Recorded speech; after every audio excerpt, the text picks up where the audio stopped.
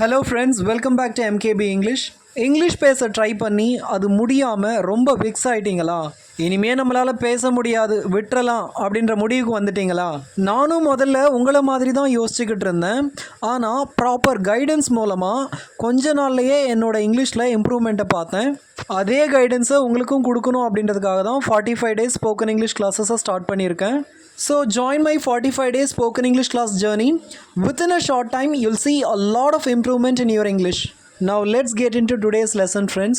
நாம் இன்றைக்கி நம்மளோட கிளாஸில் டே டு டே லைஃப்பில் நாம் யூஸ் பண்ணுற சில இன்ட்ரெஸ்டிங்கான இங்கிலீஷ் ஃப்ரேசஸை பற்றி தான் நாம் பார்க்க போகிறோம்.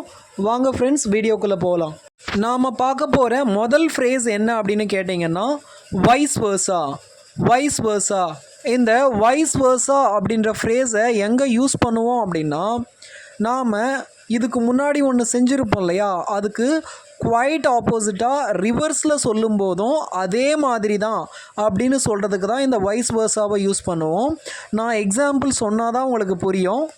நீ அவனுக்கு உதவி செய், அதே மாதிரி அவனும் உனக்கு உதவி செய்யட்டும் அப்படின்னு சொல்லுவோம் இல்லையா.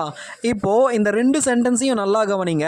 நீ அவனுக்கு உதவி செய், அதுக்கு அப்படியே ஆப்போசிட்டாக ரிவர்ஸில் நாம் திருப்பி சொல்கிறோம். நீ அவனுக்கு உதவி செய், அவன் உனக்கு உதவி செய்யட்டும் அப்படின்னு நாம் முன்னாடி சொன்னதுக்கு ரிவர்ஸில் அப்படியே ரெண்டாவது சென்டென்ஸை நாம் சொல்கிறோம்.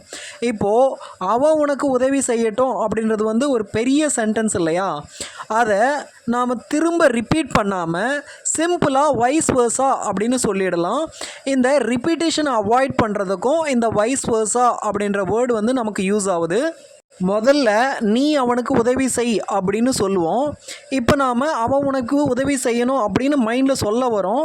அதுக்கு பதிலாக வைஸ் வெர்சா அப்படின்னு சொல்லிடணும், அவ்வளோதான். நீ அவனுக்கு உதவி செய்கிற, அவன் உனக்கு உதவி செய்கிறான். You help him, he helps you. இங்கே ஹீ ஹெல்ப்ஸ் யூ அப்படின்னு சொல்கிறதுக்கு பதிலாக, அவ்வளோ பெரிய சென்டென்ஸை யூஸ் பண்ணுறதுக்கு பதிலாக சிம்பிளாக வைஸ் வெர்சா அப்படின்னு சொல்லிட்டு போகலாம். You help him and vice Versa அப்படின்னு சிம்பிளாக சொல்லிடலாம். இப்போ நாம் அடுத்து பார்க்க போகிற ஃப்ரேஸ் என்ன அப்படின்னா, set aside. Set aside. Set aside அப்படின்னா ஒரு குறிப்பிட்ட நோக்கத்துக்காக நம்மக்கிட்ட இருக்கிற ஒரு விஷயத்தை நாம் ரிசர்வ் பண்ணி வைக்கிறது, சேமித்து வைக்கிறது. ஒரு நாளைக்கு 1 மணி நேரம் படிக்கிறதுக்காக ஒதுக்கி வச்சுருக்கேன், நீங்கள் கொடுத்த பணத்தில் ஒரு 10,000 ரூபா ஸ்கூல் ஃபீஸுக்காக ஒதுக்கி வச்சுருக்கேன் அப்படின்னு சொல்லுவோம் இல்லையா. அதை தான் நாம் செட் அசைட் அப்படின்னு சொல்லுவோம். I set aside some money for paying school fee. I set aside some money for paying school fee.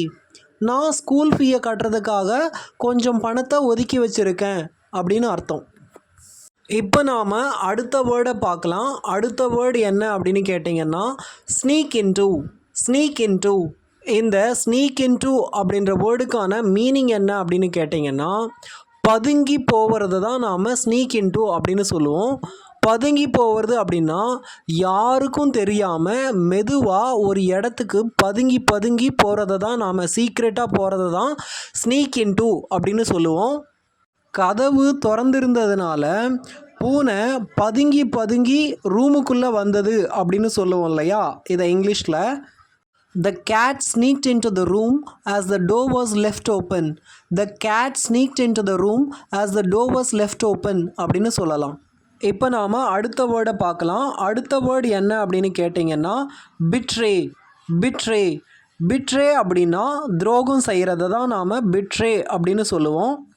நான் என்னோட பேரண்ட்ஸ் நம்பிக்கைக்கு துரோகம் செய்ய மாட்டேன் அப்படின்னு சொல்லுவோம் இல்லையா. இதை இங்கிலீஷில் I will never betray my parents trust. I will never betray my parents trust அப்படின்னு சொல்லலாம். இப்போ நாம் அடுத்த வேர்டை பார்க்கலாம் ஃப்ரெண்ட்ஸ். அடுத்த வேர்டு என்ன அப்படின்னா, டே ட்ரீம். டே ட்ரீம். நாம் இதை தமிழில் பகல் கனவு அப்படின்னு சொல்லுவோம் இல்லையா. இதைத்தான் இங்கிலீஷில் டே ட்ரீம் அப்படின்னு சொல்கிறாங்க. இப்போது இதன் மேலே ஒரு எக்ஸாம்பிள் சென்டென்ஸை பார்க்கலாம். பகல் கனவு காண்றதை நிறுத்திட்டு உன் வேலையில் ஃபோக்கஸ் பண்ணு. பகல் கனவை காண்றதை நிறுத்திட்டு உன் வேலையில் ஃபோக்கஸ் பண்ணு அப்படின்னு சொல்லுவோம் இல்லையா. இதை இங்கிலீஷில் stop day dreaming and focus on your work. Stop day dreaming and focus on your work அப்படின்னு சொல்லலாம். இப்போ நாம் பார்க்க போகிற அடுத்த வேர்டு என்ன அப்படின்னா, over and over. Over and over. இதோட அர்த்தம் திரும்ப திரும்ப, திரும்ப திரும்ப அப்படின்னு அர்த்தம். அவள் அந்த பாட்டை மனப்பாடம் ஆகிற வரைக்கும் திரும்ப திரும்ப கேட்டா. அப்படின்னு சொல்லுவோம் இல்லையா, இதை இங்கிலீஷில் she listen to the song over and over until she memorised it. She listen to the song over and over until she memorised it அப்படின்னு சொல்லலாம். அடுத்த வேர்டு வந்து ரிமைண்ட். ரிமைண்ட் ரிமைண்ட் அப்படின்னா ஞாபகப்படுத்துறது. ஞாபகம் வர்றதை நாம் ரிமெம்பர் அப்படின்னு சொல்லுவோம். ஆனால் ஒருத்தருக்கு ஞாபகப்படுத்துகிறதா இருந்தால் ரிமைண்ட் அப்படின்னு சொல்லணும். வீட்டுக்கு வர்றப்போ காய்கறி வாங்கின்னு வரத்துக்கு ஞாபகப்படுத்து அப்படின்னு சொல்லுவோம் இல்லையா, இதை இங்கிலீஷில் please remind me to by vegetables on my way home. Please remind me to by vegetables on my way home அப்படின்னு சொல்லலாம். அடுத்த வேர்டு என்னென்னா பீக். பீக் பீக் அப்படின்னா எட்டி பார்க்குறது அப்படின்னு அர்த்தம். யார் வெளியே இருக்காங்கன்னு பார்க்குறதுக்கு அவன் ஜன்னல் வழியாக எட்டி பார்த்தான் அப்படின்னு சொல்லுவான் இல்லையா, இதை இங்கிலீஷில் he peak through the window to see who was outside. He peak through the window to see who was outside அப்படின்னு சொல்லலாம். நாம் தமிழில் பேசும்போது மூக்கில் அழாத அப்படின்னு சொல்லுவோம் இல்லையா, இந்த மாதிரி மூக்கில் அழறத இங்கிலீஷில் என்ன சொல்லலாம் அப்படின்னா ஸ்னிவல். ஸ்னிவல் அப்படின்னு சொல்லலாம்.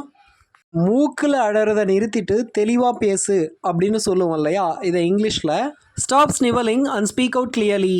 Stop snivelling and speak out clearly அப்படின்னு சொல்லலாம். அடுத்த வேர்டு என்னென்னா ஸ்நாச். ஸ்நாச் ஒருத்தர்கிட்ட இருந்து நாம் பலவந்தமாக பிடுங்கிறத ஸ்நாச் அப்படின்னு சொல்லலாம். அவன் என் கையிலிருந்து பேப்பரை பிடுங்கிட்டான் அப்படின்னு சொல்லுவான் இல்லையா, இதை இங்கிலீஷில் he snatch the paper from my hand. He snatch the paper from my hand அப்படின்னு சொல்லலாம்.